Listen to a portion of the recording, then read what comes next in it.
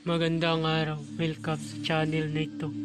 Ngayon, ibahagi ko sa inyo ang aking kaalaman sa karunungang lihim. Narito, orasyon panapal sa sinasabihan.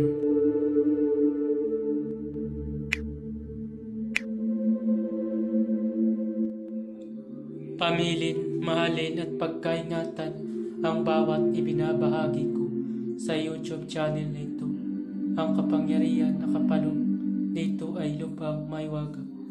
Gamitin lamang sa kabutihan at pagganap ng kalooban ng Diyos. Maginuwaran at laging isa puso't isip ang 7 layunin. Una, isabuhay ang 4 na gintong simulain makadiyos, makabayan at makatao, makakalikasan. Pangalawa, isagawa ang pag-ibig sa Diyos, pananampalataya at pag-asa sa pamamagitan ng tiyaga. Pangatlo, isakatuparan ang kabutihan, katuwiran, kalinisan, katotohanan at kadalisayan, kaliwanagan at kababaan ng kalooban. Pangapat, ipagpalaganap ang pagkakaisa, pagmamahalan, pagtulong sa kapwa, pagmimisyon, paglilinis ng sarili at pagbabago na paunlad. Panglima, magkaroon ng pagagalangan, pag-unawaan at pagmamahalan sa isa't isa bilang mga kapatid at kapwa-tao. Panganim, maging dakila sa isip, sa salita at gawa para sa Diyos, sa bayan at tao. Pangpito, ipagpatibay ang kautusan ng Diyos, tumulong sa pagpapaunlad ng katawan ng bawat kasapi ng samahan at tumupad sa hadikain ng Diyos sa tao sa pamamagitan ng pagsunod sa mga layuning ito.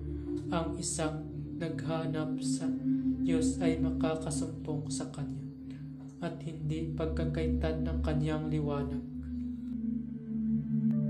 Bago gamitin ang orasyon, magdasal muna ng 3 Ama Namin, 3 Aba Ginoong Maria, 3 luwalhati at 3 sumasampalataya at isunod ito. Narito ang orasyon: Sator, Aripo, Tenet, Opera, Rotas, Iyo, Iyaho, Sator, Aripo, Tenet, Opera, Rotas, Iyo, Iyaho, Usalin ang orasyon ng 3 beses at iihip sa papel na sinulatan ng orasyon. Maraming salamat. Babala, ang lahat ng orasyon na aking ibinabahagi ay lubhang makapangyarihan. Gamitin lamang sa kabutihan. Kung sino man ang gumamit sa masama ay mayroong bad karma. Maaari maghirap habang buhay hanggang kamatayan.